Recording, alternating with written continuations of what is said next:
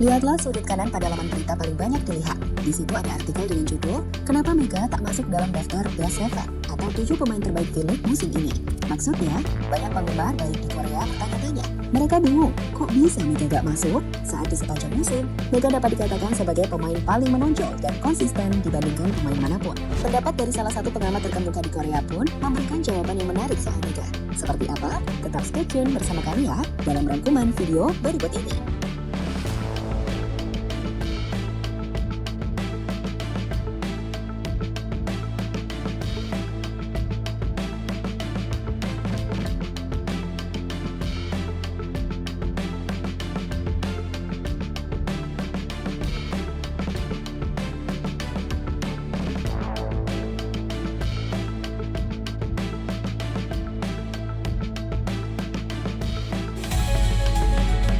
여자분 베스트 세븐 아웃사이드 히터 남은 한 자리 정관장 부케리치 선수가 차지했습니다.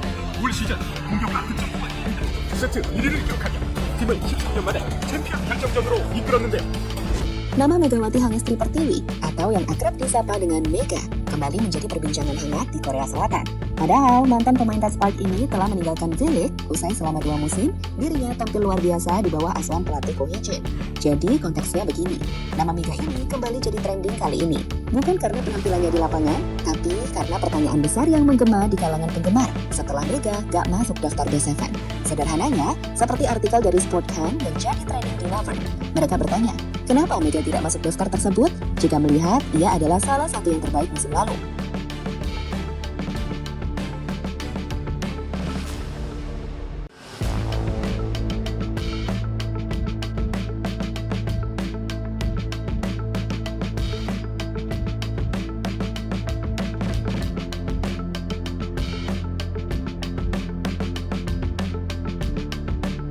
Jadi, seperti di tahun-tahun sebelumnya, setelah musim berakhir, KOVO atau Federasi Bola Voli di Korea ini menentukan 7 pemain terbaik yang akan masuk ke daftar Best Seven V-League. Nah, dari daftar ini terdapat nama-nama seperti Kim Bak-kyo dan Kwon Buk-hilik sebagai outside hitter. Kemudian ada Silva yang mengisi pos opposite hitter, Lee Dae-yeon dan Analis Pichi sebagai middle blocker, yang Yeson sebagai setter, dan Myung Ok-lik sebagai libero. Di sini, kita tak dapat menemukan nama Mega yang masuk.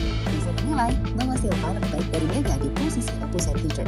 Sebuah kondisi yang membuat banyak penggemar kecewa, karena tentu saja Mega punya peran dan efek yang lebih besar dari Silva sekalipun.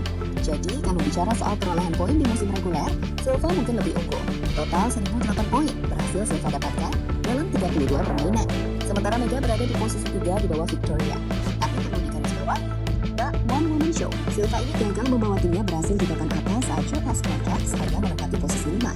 Di mana jumlah poin yang banyak menggambarkan jika serangan hanya berfokus ke Silva saja. Ini berbeda dengan Mega di Red Spark yang punya opsi lainnya, di mana pada akhirnya Mega memiliki keunggulan lebih nyata dari Silva dalam hal efektivitas sebagai penyerang.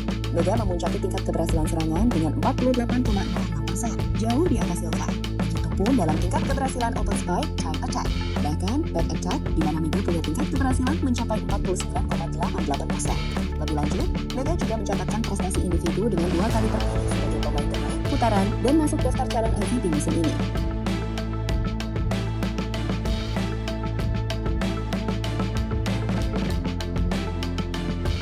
Di level tim, ia juga mengantarkan Tatspark ke posisi ketiga kelas tim reguler, serta melaju ke final V-League di mana mereka berhadapan dengan raksasa Pink Spiders.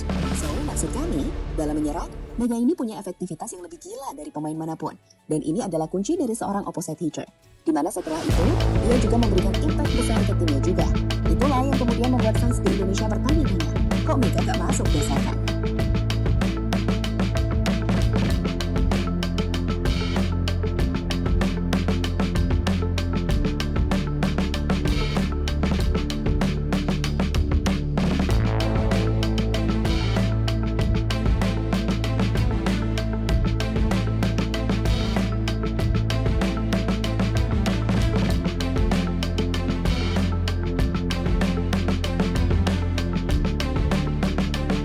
Adakah bias penilaian? Melihat sosok Mega nggak masuk daftar Best Seven V-League musim ini, banyak penggemar baik di Indonesia maupun Korea menilai jika ada bias di penilaian ini. Mereka menilai terjadi ketidakakuratan dalam hal penilaian yang membuat Mega nggak masuk Best Seven. Dari kolom komentar di akun Tatspark, kita bisa melihat banyak komentar mempertanyakan tidak masuknya Mega, seperti berikut ini. Congrats Buki, jujur sebenarnya agak kaget Best OP Silva. Emang padahal Mega MVP reguler 2 kali dan membawa Red Spark sampai runner up dan Mega unggul dari segala statistik. Ternyata statistik nggak penting. Tiba-tiba yang timnya peringkat 6 jadi Best OP. Ngakak. Gue bukan fans FOMO Mega, tapi secara logika masuknya ya berdasarkan statistik keseluruhan. Ya Best OP itu harusnya Mega. Best Attack Success Rate, Chan Different, dan hal lain yang dipaparkan di Never dan Kovo harusnya ya Mega. Kocak emang Kovo ini, kenapa penilaian cuma di top score sama service? Apa-apa ada? Emang paling benar si Mega nggak usah main lagi yang berhubungan dengan Kovo. Mending cari yang lain dah. Statistik harusnya berbicara. Best OP Mega, yang gendong tim sampai runner up, kalah sama yang gendong finish di papan bawah. Kocak Kovo.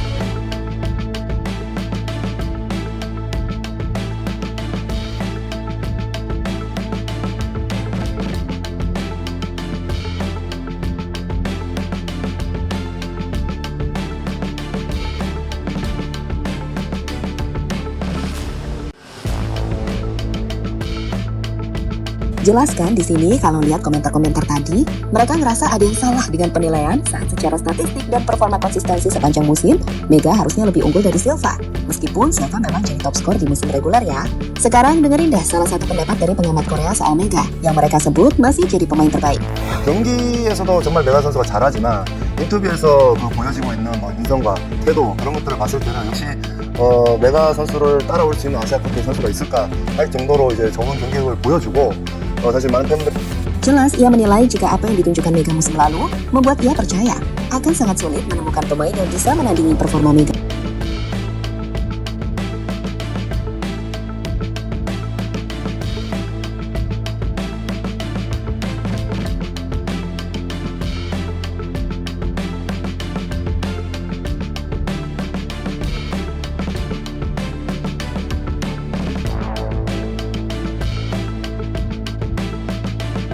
Mega tetap jadi icon. Meskipun Mega gagal masuk dasar dan Village, menurut kami itu tidak menyurutkan popularitas Mega. Di Korea, ia tetap trending di media sosial, di mana penampilannya di sepanjang musim lalu akan dikenang dalam sejarah. Sementara di Indonesia, Mega juga telah menjadi inspirasi besar bagi anak-anak muda untuk berprestasi di kancah internasional. Saat ini sendiri, kabar terbaru menyebutkan ia telah menjalani MRI di Surabaya dan berpotensi bergabung dengan Gresik Petrokimia untuk Final Four Pro Liga 2025. Kondisi Mega sendiri sudah membaik usai sempat mengalami masalah di kakinya saat membela Red Spark di final round. Tapi saat ini, ia berpotensi untuk gabung ke Gresik untuk membela tim asal Indonesia tersebut.